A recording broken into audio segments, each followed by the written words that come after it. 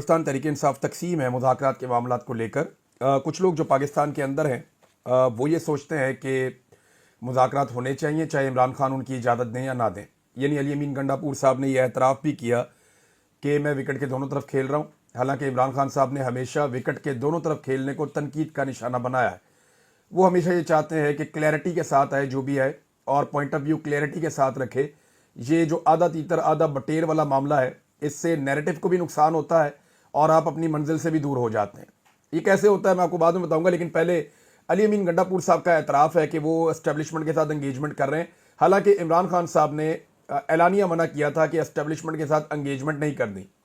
جب عمران خان صاحب نے منع کیا ہوا تھا ان دنوں میں لانگ مارچز آئے اسلام آباد کی جانب، اکتوبر میں بھی اور نومبر میں بھی، اور دونوں مرتبہ علی امین گنڈاپور صاحب کو اٹھا کر ان کے ساتھ جو ہے وہ زبردستی مذاکرات وغیرہ کیے گئے اور وہ لگاتار انگیجمنٹ میں بھی تھے، رابطے میں بھی تھے.